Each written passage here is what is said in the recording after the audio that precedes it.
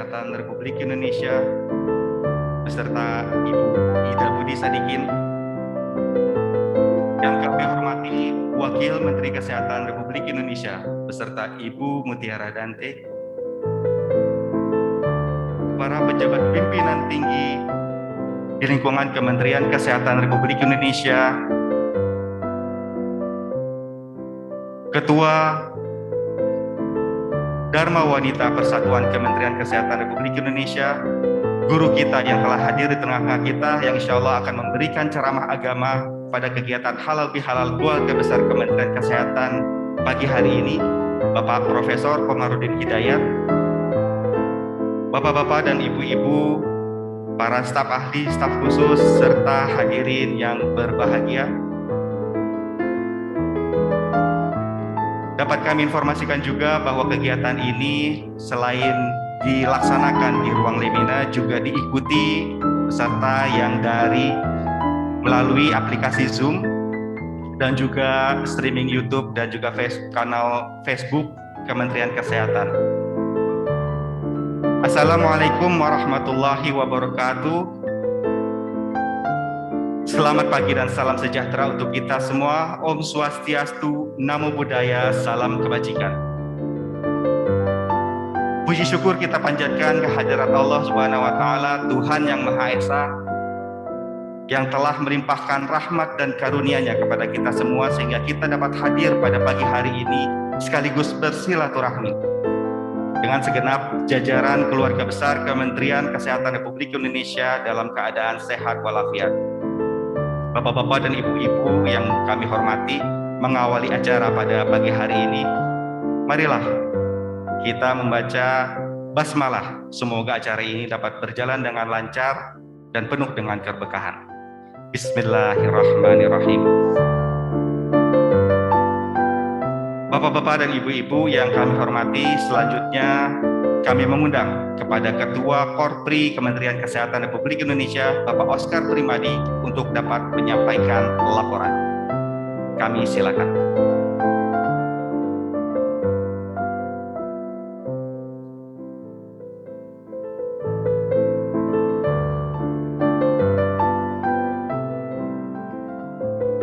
Terima kasih. Assalamualaikum warahmatullahi wabarakatuh. Selamat pagi, salam sejahtera bagi kita semuanya.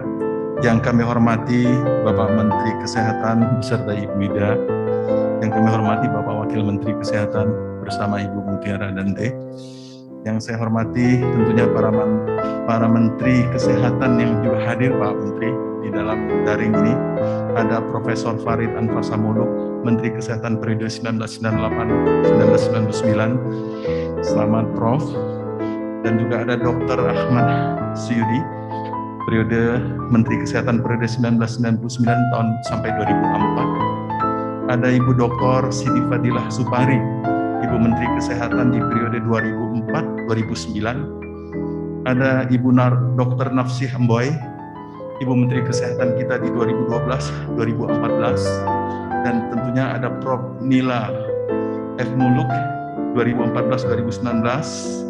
Dan juga ada Prof. Ali Gufron Mukti, Wamen kita 2010-2014. Dan juga sebetulnya kita undang Pak Terawan, nampaknya hadir pada kesempatan ini. Dan tentunya para Purnabakti Eselon 1, para staf ahli, staf khusus menteri, para pejabat analis kebijakan utama, ahli utama, para pimpinan tinggi di lingkungan Kemenkes, dan juga tidak akan tinggal hari ini Profesor Dr. Komarudin Hidayat, MA, yang juga berkenan menjadi narasumber penceramah kita pada kesempatan kali ini, dan tentunya semua hadirin yang berbahagia. Kita panjatkan puji syukur kehadirat Allah Subhanahu wa Ta'ala. Berkat nikmatnya kita dapat berkumpul dalam suasana yang masih bulan Syawal ini dalam rangka halal bihalal. Alhamdulillah Pak Menteri, di daring seluruh UPT kita hadir seluruh Indonesia.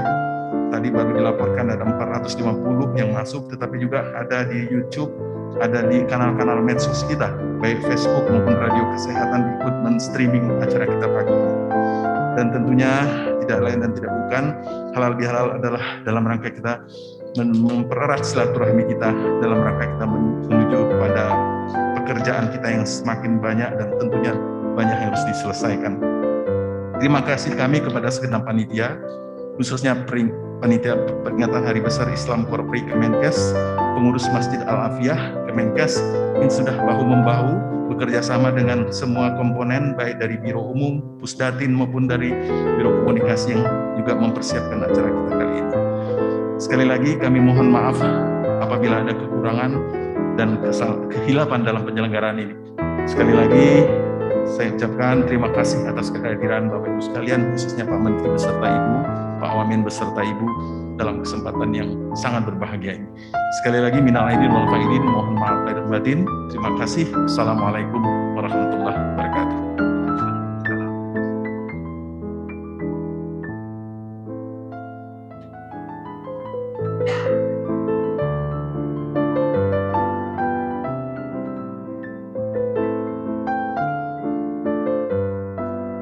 Hadirin sekalian, selanjutnya marilah kita simak bersama sambutan Menteri Kesehatan Republik Indonesia kepada Bapak Budi Gunadi Sadikin. Kami silakan.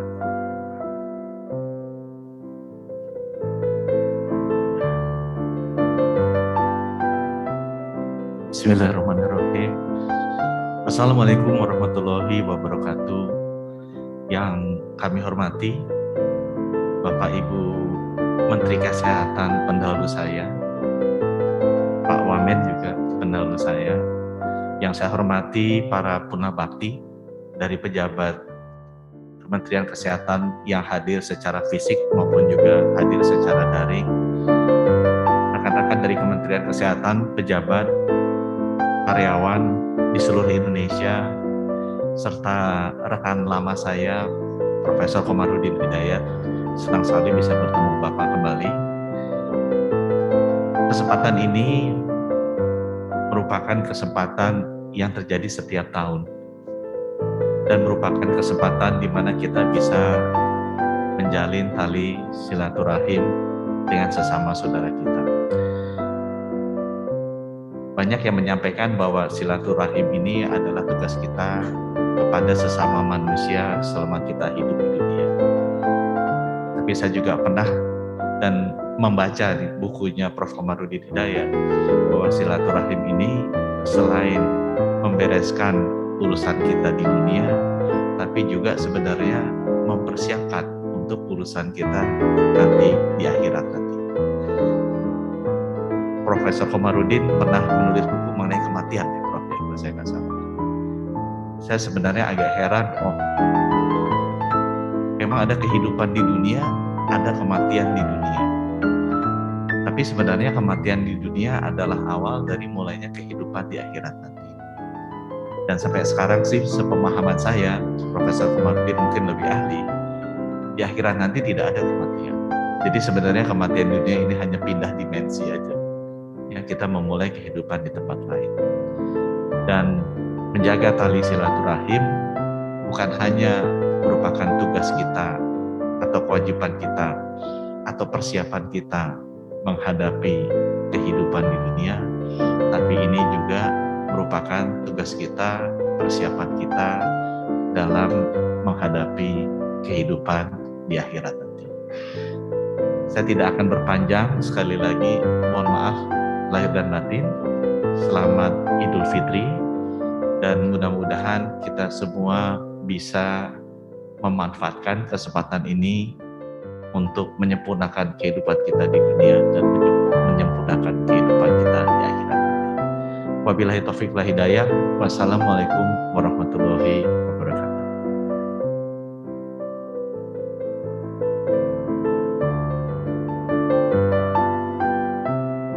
Bapak-bapak dan ibu-ibu yang kami hormati, sebelum kita mendengarkan ceramah yang akan disampaikan oleh Prof. Komarudin Hidayat pada pagi hari ini, terlebih dahulu Menteri Kesehatan Republik Indonesia beserta jajaran akan menyapa perwakilan yang berada di Zoom, yang peserta yang mengikuti kegiatan ini di Zoom. Untuk itu mungkin untuk yang pertama kali kami persilakan dari Ibu, tadi kita sudah melihat ada Ibu Nila Farid Muluk sudah bergabung bersama kita.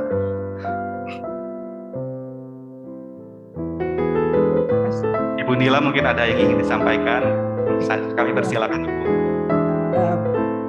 Minal aidin wal faizin, maaf lahir batin, selamat Hari Raya Idul Fitri baik kepada tentu Menteri Kesehatan Pak Budi Gunadi Sadikin dan Ibu, dan juga kepada Pak Wamen, Dr. Dante dan Ibu, dan pada seluruh jajaran Kementerian Kesehatan, baik yang berada di pusat maupun di tempat lain.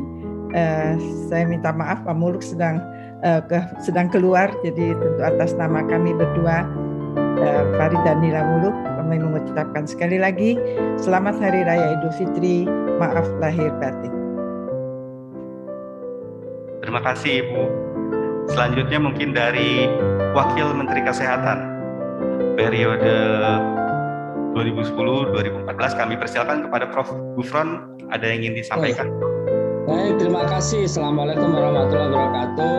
Kami keluarga mantan Wakil Menteri Kesehatan, dan kami ucapkan kepada Bapak Menteri Kesehatan, Bapak Budi Gunadi Sadikin, dan juga Bapak Wakil Menteri beserta Ibu dan Bapak Wakil Menteri Kesehatan, Dr. Dante beserta Ibu dan seluruh jajaran Kementerian Kesehatan dan para mantan Menteri Kesehatan, serta kami atas nama keluarga besar BPJS Kesehatan yang sangat baik kerjasama dengan Kementerian Kesehatan selama ini.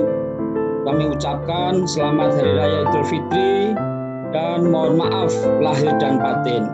Demikian, terima kasih. Assalamualaikum warahmatullahi wabarakatuh. Waalaikumsalam warahmatullahi wabarakatuh. Bapak Menkes mungkin ada dari UPT yang ingin Bapak sapa, kami persilakan Pak. UPT yang paling jauh di mana? UPT yang paling jauh itu mungkin dari Aceh, ada dari Aceh? Ada dari Aceh, ada dari Jaya. Atau dari Papua, perwakilan dari Papua? Cuma satu dari Poltekkes Aceh tuh, Poltekkes dari Papua. Silakan. Poltekkes Aceh, kami persilakan.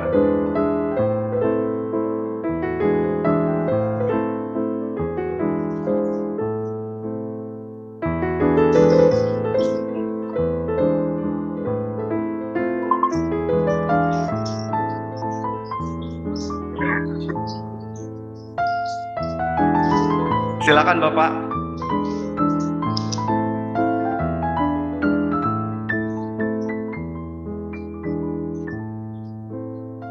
Silakan Pak.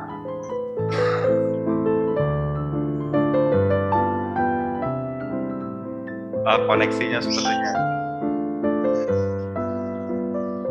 Dari Papua tadi ada? Dari KKP Biak. Maaf izin, dari KKP Biak. Ya, Biak, silakan KKP Biak.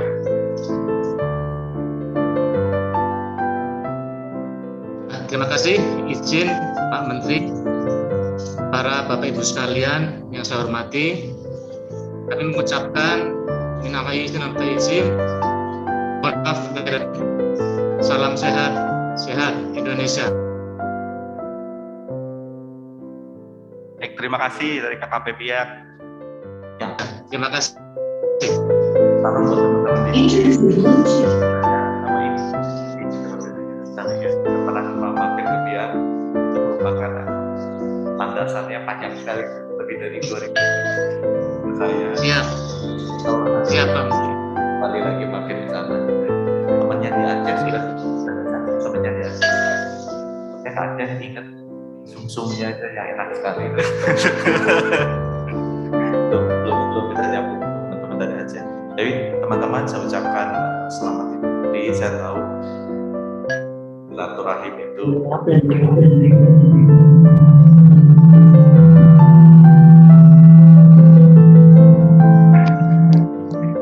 adalah komunikasi bisa kita jaga bersama-sama dan merupakan salah satu faktor utama untuk menjaga silaturahim. Adanya COVID ini membuka kesempatan baru bahwa kita bisa melakukan silaturahim dengan lebih efektif, ya, langsung menjangkau seluruh Indonesia. Kalau tidak ada COVID, aku rasa ya sulit kita melakukan, tidak terbayang bisa melakukan silaturahim sekaligus dengan seluruh kantor dengan menggunakan teknologi digital seperti ini. Terima kasih, selamat bekerja dan tolong jaga jangan sampai kasus COVID-nya naik terus di masing-masing daerah. Itu tugas kita bersama. Terima Terima kasih Bapak, Ibu, Bapak-bapak dan Ibu-ibu yang kami hormati. Selanjutnya kami mengundang kepada Profesor Dr. Komarudin Hidayat MA untuk dapat menyampaikan tausiahnya dan sekaligus menutup acara kita pada pagi hari ini dengan doa. Kami persilakan.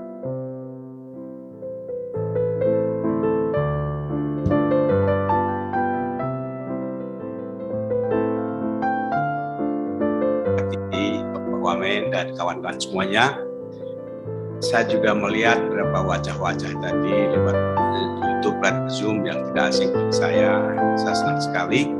Dan ketika saya diundang ke sini, saya langsung spontan iya gitu. Saya sudah lama nggak ketemu dengan Mas Budi, jadi saya senang sekali ketemu lagi. Dan sekalian, baiklah saya akan menyampaikan satu refleksi singkat tentang halal bihalal. Yang pertama, halal bihalal dan Idul Fitri itu beda. Idul Fitri itu wilayah ritual sebagai penutup puasa kita. Tapi oleh masyarakat Indonesia di-extend menjadi halal bihalal, itu masuk wilayah kultural. Nah ini kreatif sekali, luar biasa. Di Timur Tengah tidak ada ini. Jadi dalam hal ini umat Islam Indonesia lebih kreatif dalam hal budaya. Kembali pada Idul Fitri, bulan Ramadan itu sudah berakhir bulannya, ya sudah berakhir. Tapi pesan moral puasa itu abadi, tidak berakhir dengan berakhirnya Ramadan. Apa pesan moral puasa? Yang paling pokok terkandung dalam kata-kata imsak. Imsak itu artinya kemampuan menahan diri. Apa yang ditahan? Yang ditahan adalah berbagai pikiran, ucapan, perilaku yang akan mengotori kefitrian kita, yang menjatuhkan kemuliaan martabat kemanusiaan kita, yang menjauhkan kita dari Tuhan. Sedangkan fitrah yang diberikan Tuhan pada tiap diri manusia, fitrah manusia itu orientasinya apa? Senang pada kebenaran, pada kebaikan, pada keindahan, pada kedamaian. Itu fitrah manusia. Maka dimanapun Anda bertemu masyarakat, siapapun, apapun etnisnya, agamanya, pasti orientasinya ke arah itu. Bagaimana membangun kebaikan, kebenaran, keindahan, dan kedamaian. Itu fitrah manusia. Nah, pesan puasa dan ritual yang lain sungguhnya menjaga itu. Bagaimana menjaga agar nilai-nilai tadi tegak. Oleh karena itu, sekali lagi, puasa boleh berakhir, tapi pesan moral puasa itu harus kita jaga. Yang kedua, puasa itu proses untuk peningkatan kualitas diri dan sosial. Ada orang yang ibadah puasa itu meraih kesalahan pribadi, itu baik, tapi tidak cukup. Karena apa? Karena dalam Islam ibadah itu, iman itu hubungan kita dengan Allah, ketakwaan, tapi pasti dikaitkan dengan amal soleh. Amal soleh itu berkaitan dengan amal sosial. Peristiwa moral itu pasti peristiwa sosial.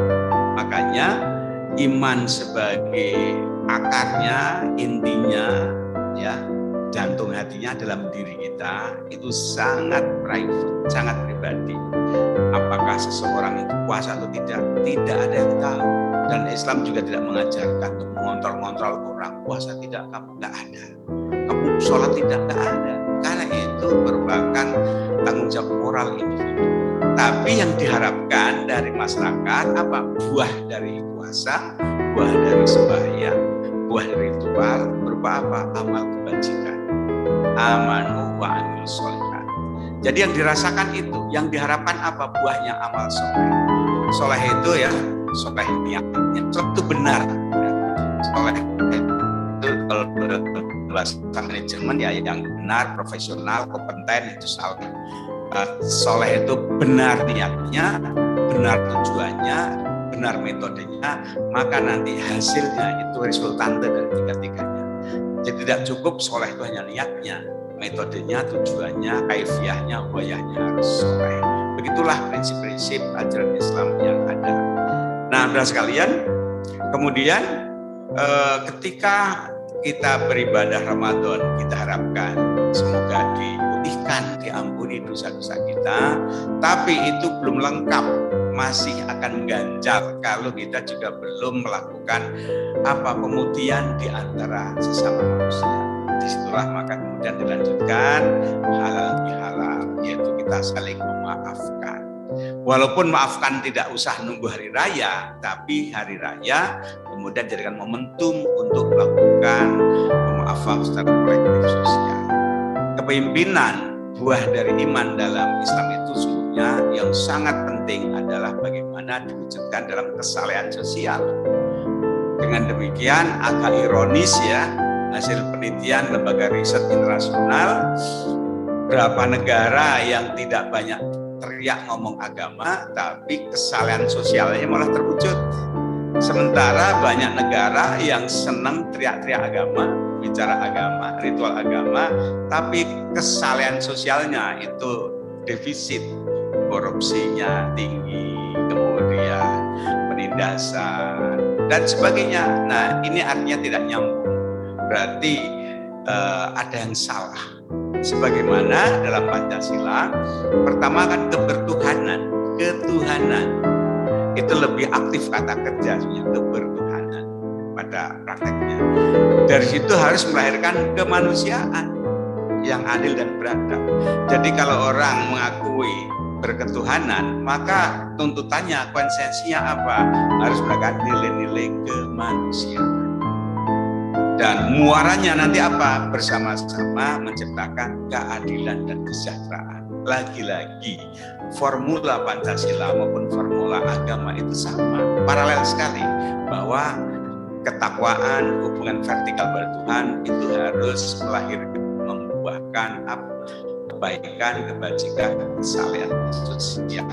Sosial ini ada dua, satu pada level kultural masyarakat, kedua pada level struktural kehidupan bernegara. Dua-duanya harus diwujudkan. Ini sejalan dengan perintah Allah dalam Al-Quran mengatakan gini pada Nabi Muhammad, hai Muhammad, wa ma arsalnaka illa rahmatan lil alamin.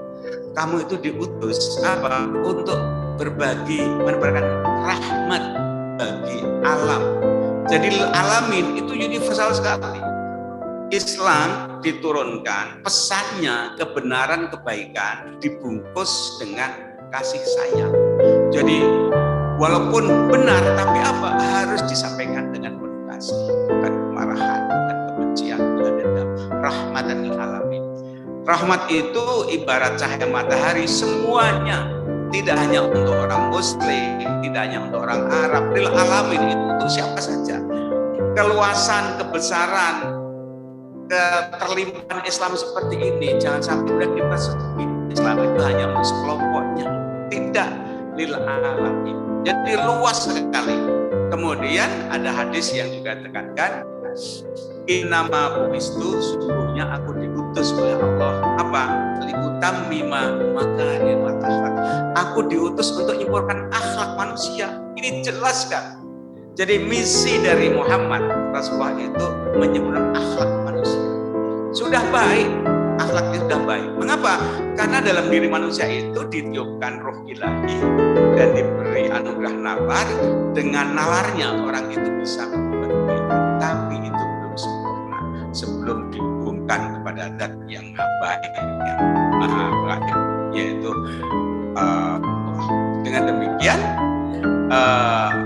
akhlak ya dan juga rahmat itu bagian ataupun bukan hanya bagian misi utama Islam Rasulullah seperti itu. Sehingga kemudian kalau orang sudah ngaku beragama, rajin beragama, maka ukurannya apa? Akhlaknya bagaimana? Perilakunya bagaimana? Karena itu tujuannya.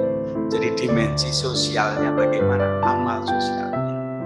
Nah, saudara sekalian, makanya Idul Fitri dan halal bihalal ini baik sekali. Ini bagian dari ekstensi puasa.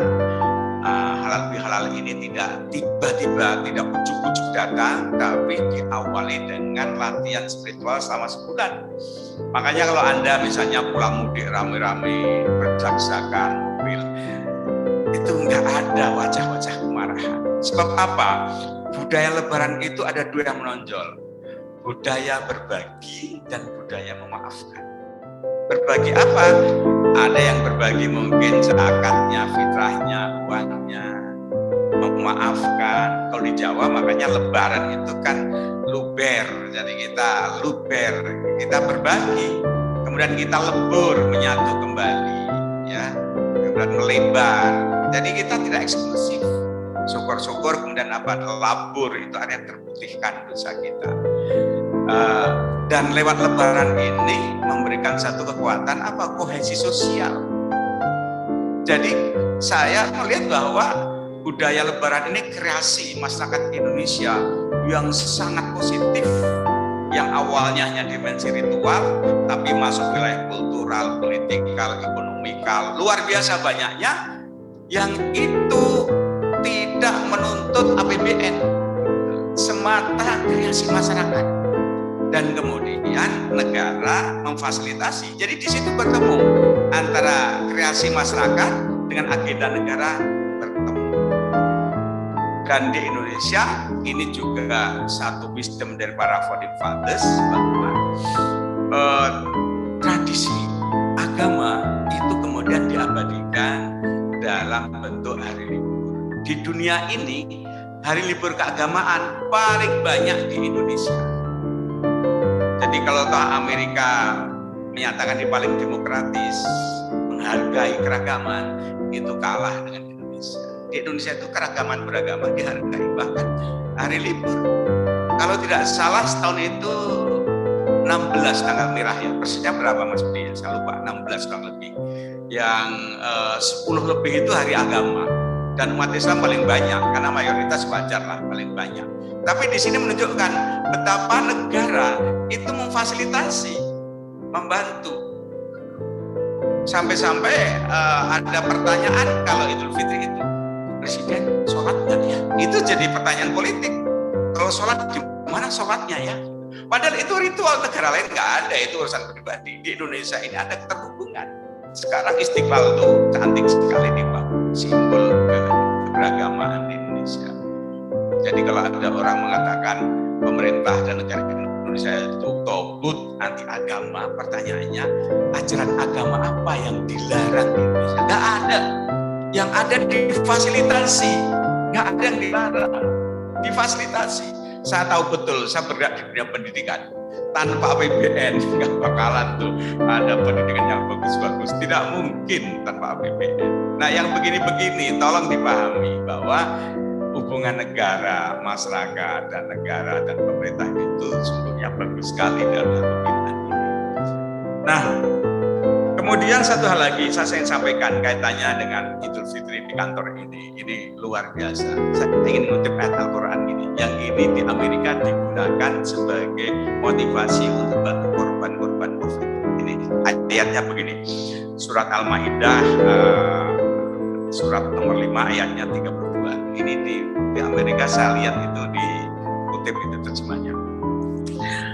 Man qatala nafsan bighairi nafsin aw fasadin fil ardi faka'annama qatalan nasa jami'an wa man ahyaha faka'annama ahyan nasa jami'an.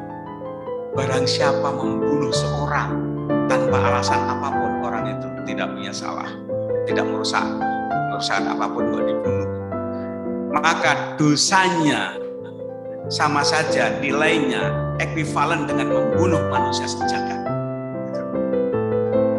Waman ahyaha, barang siapa menolong, menyembuhkan, menolong, maka nilainya, keutamaannya bagaikan menolong manusia sejagat. Itu statement Al-Quran. Jadi kalau kita membenci orang tanpa alasan apapun, sama saja nilainya kita membenci manusia sejagat. Kalau kita memfitnah satu orang, sama dengan memfitnah manusia sejagat. Tapi kalau kita menolong, pahalanya, nilainya, bobotnya sama dengan menolong manusia sejagat. Jadi betapa Al-Quran itu menghargai nilai-nilai kemanusiaan universal. Dalam diri tiap orang itu ada kemanusiaan universal. Dan itulah ya sangat sejalan dengan visi misi spirit kesehatan. Saya baca sebuah dokter kan seperti itu. Bagaimana kita menolong orang tanpa reserve, tidak pandang kamu agamanya apa, nggak ada. Saya mau nolong berobat, kamu partai Bangkainya apa? Enggak ada. Bangsa apa? Enggak ada. Karena sekarang ini ada gejala-gejala yang kadang-kadang bagi saya agak lucu itu. Ngaku beragama tapi eksklusif. Jadi dokter dan pasiennya harus satu agama. Agama pun satu mata pun sub kecil. Nah ini Islam, ajaran yang begitu universal, kemudian dipersempit lagi, padahal sangat menekankan kita itu menghargai kemanusiaan universal. Wa ma arsalnaka illa rahmatan lil alamin, untuk seluruh alam, tidak sempit. Keluasan inilah yang mari kita kembalikan, jangan malah dipersempit lagi. Sejak awal Islam itu sangat luas universal, tapi memang kemudian karena intervensi non agama kemudian dipersempit. Nah, lewat halal ini diperlebar, ya kan, lebaran, luber. Spirit puasa itu sungguhnya memberikan peluang kesempatan to empower our spiritual leadership. Karena di luar bulan puasa itu yang lebih dominan orientasi yang fisikal, orientasi yang lebih intelektual, yang kadang-kadang ketika intelektualitas ketemu dengan emosi, ya animalitas, itu yang terjadi perdebatan di dunia menonjol. Tapi kemudian dikembalikan spiritualitas yang memimpin. Kalau spiritualitas yang memimpin, maka akan luas, indah sekali hidup ini. Sehingga apa? Sehingga kita bisa melihat dimensi kemanusiaan universal yang di situ merupakan apa? Tiupan dari roh ilahi. Dalam Bible, dalam Al-Quran juga dijelaskan bahwa Tuhan meniupkan rohnya ke dalam tubuh setiap insan. Ketika puasa, roh ini kemudian ibarat di-charge, sehingga kemudian yang tidak kosong, dinaikkan, ditinggikan, dibuat penuh, sehingga kemudian bisa memimpin orientasi pikiran kita, fisikalitas kita. Dengan demikian, orang yang rajin beribadah, rajin puasa, itu hatinya, kalbunya, ketika dihubungkan dengan Tuhan yang maha cahaya, maha energi. Energi apa? Energi kasih. Ar-Rahman Ar-Rahim. Tuhan itu melimpahkan energi kasih luar biasa. Semesta ini sustain itu kan karena diikat atraksi cinta, dan itu Tuhan yang menyampaikan. Regenerasi itu muncul terjadi apa? Karena Tuhan memberikan energi kasih pada ibunya, pada induknya. Dari manusia sampai hewan ada energi kasih. Dan ketika energi kasih itu memenuhi rongga hati, maka kemudian kita menjadi agen-agen Tuhan menebar kasih Tuhan. Dan begitulah pengajaran Islam. Mengapa kita ajarkan Bismillahirrahmanirrahim? Artinya semoga pikiran, tindakan, ucapan itu merupakan apa? Agent untuk menyebarkan energi kasih Tuhan. Nah, saudara sekalian, oleh karena itu lewat halal bihalal ini kita hubungkan tadi spiritualitas dalam hati kita, roh kita. Manusia itu ada 3 komponen yang paling menonjol. Satu natural existence, kita hidup layaknya hewan ya, natural. Natural itu layaknya hewan, hanya 2 orientasinya. Avoiding the pain, menghindari yang sakit-sakit deh, itu hewan. Looking for the pleasure, hanya itu aja. Tapi kemudian kita punya dimensi kultural, rational being. Dengan nalarnya, maka kemudian kita menciptakan, mengatasi kekurangan natural kita. Misalnya kita kalah tajam pendengarannya dari hewan, kita ciptakan handphone. Itu kan karena kemampuan alat kita. Kita tidak bisa terbang, kalah dengan hewan, ciptakan pesawat terbang. Kita kalah lari, ya, kalah cepat dengan kijang, ciptakan mobil, diberi nama kijang, ya kan? Ada namanya kuda, ada jaguar, macam-macam. Itu kan satu prestasi. Kita ingin go beyond, transcend, karena kelemahan natural kita. Dan itu produk nalar. Jadi nalar itu bisa menciptakan 2 hal. Satu apa? Teknologi agar hidup menjadi mudah dan nyaman. Dengan teknologi ini coba, andaikan tidak via Zoom, panitianya repot sekali, mengundang sekian banyak orang, hampir 1000. Tempat tinggalnya, akomodasinya, tiketnya, makannya, aduh ribet sekali. Tapi dengan teknologi, mudah sekali kita bisa silaturahmi. Hampir 1000 orang, itu kemampuan apa? Produk dari nalar kita itu teknologi. Kalau capek pergi ya pakai mobil, kalau panas pakai heater, kalau dingin kalau panas pakai AC, dingin pakai heater. Itu teknologi. Sekarang ini kita tergantung betul dengan teknologi. Maka kalau nggak hati-hati, kita akan terjebak pada technological authoritarianism. Kita didikte oleh teknologi. Kalau nggak hati-hati. Nah, yang kedua apa? Nalar itu menciptakan pranata sosial. Karena kalau nggak pranata sosial ya kacau. Bentuk paling tinggi apa? Pranata sosial negara. Negara itu produk penalaran agar hidup itu teratur, damai, aman, nyaman. Maka ciptakan teknologi dan pranata sosial. Salah satunya apa? Negara. Jadi ada natural being, ada cultural being. Tapi ada pertanyaan, semuanya itu apa definisinya? Untung dalam diri kita itu ada namanya spiritual being. Spiritual being inilah kekuatan kesadaran rohani yang menyadarkan bahwa hidup ini agar terarah dan guna makna. Disitulah kita kemudian akan mendatang. Jadi dengan sains hidup menjadi mudah, tapi dengan agama hidup menjadi bermakna dan terarah. Karena hakikat kita itu adalah via spiritual being. Kita itu makhluk rohani, tapi dilengkapi, dibekali oleh yang jasmani dan fikri. Makanya kita suka mengatakan soul, mind, body. Itu kan trilogi. Ada heart, head, dan hand. Ada iman, ilmu, amal. Hati, pikiran, jasmani. Semuanya itu satu kesatuan. Yang satu membutuhkan yang lain. Tapi rohani hendaknya yang memimpin. Rohani itu bicara moral. Kalau sains itu begini, bagi pejalan dulu di padang pasir atau nelayan di lautan, kalau kehilangan arah, dia akan tanya kemana arahnya, kiblatnya kemana, matahin kemana. Dia membaca bintang. Bintang itu bisa menunjukkan arah, ini arah barat atau timur. Kita bagi para pelaut tahu betul itu, ini arahnya kemana. Itu bintang di langit. Tapi jangan lupa, kita harus sering-sering bertanya pada bintang di hati. Bintang di hati menunjukkan yang baik dan buruk. Nah, dengan puasa, dengan beragama, itu sebenarnya kita ingin selalu melihat bintang di hati. Bintang di hati ini agar tidak tercover, tidak tertutup. Manusia hendaknya sering-sering zikir, kontak, sholat, sembahyang dihubungkan dengan Tuhan. Karena Tuhan itu maha cahaya, sehingga kalau kita diberi cahaya, kalau diberi cahaya maka namanya nurani. Nur itu cahaya. Jadi kolbun, hati yang selalu terhubung dengan dia maha cahaya, maka akan bercahaya. Ketika bercahaya sebut namanya hati nurani. Kalau yang tidak, ya tidak bercahaya, tercover.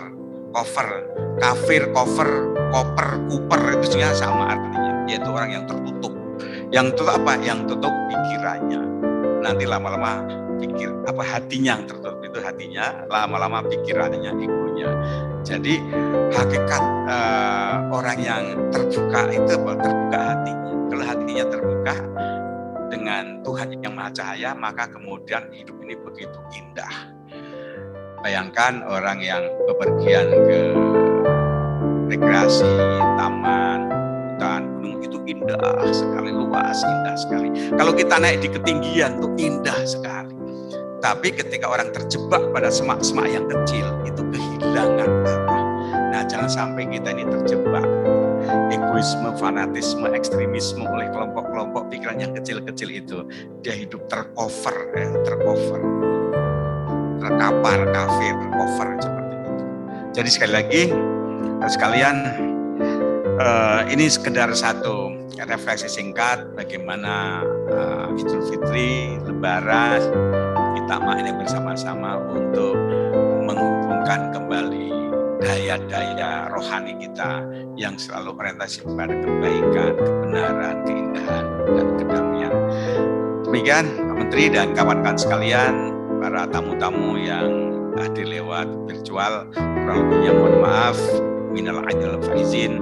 Wassalamualaikum warahmatullahi wabarakatuh.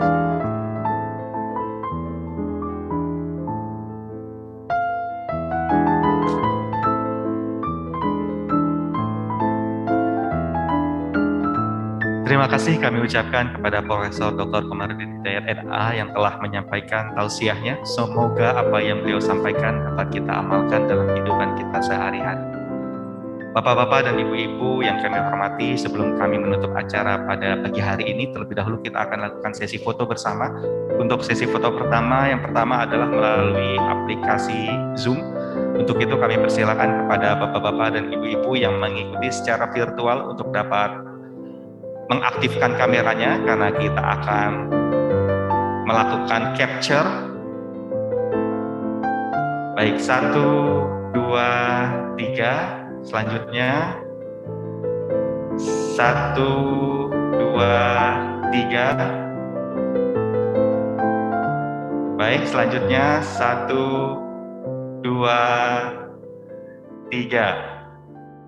Baik Bapak Ibu, selanjutnya kami persilakan untuk juru foto untuk dapat mengambil foto kepada para peserta yang berada di ruang Lemina ini dari atas panggung. Selanjutnya kita akan laksanakan foto bersama.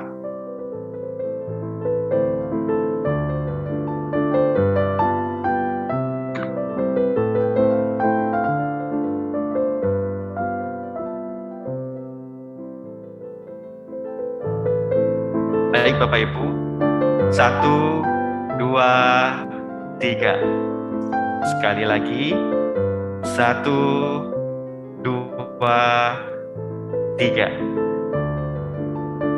Ya, terima kasih Bapak-bapak dan ibu-ibu yang kami hormati. Demikianlah rangkaian acara Halal Bihalal Keluarga Besar Kementerian Kesehatan Republik Indonesia pada pagi hari ini. Walaupun kita tidak berjabat tangan, tapi insya Allah hati kita sudah saling memaafkan. Untuk itu kami segenap panitia mengaturkan permohonan maaf jika ada hal-hal yang kurang berkenan, seraya mengucapkan taqabbalallahu minna wa minkum, taqabbal ya karim. Qul amin wa antum bil khair minal aidin wal faizin, qul amin wa antum bil khair wal afu minkum. Assalamualaikum warahmatullahi wabarakatuh.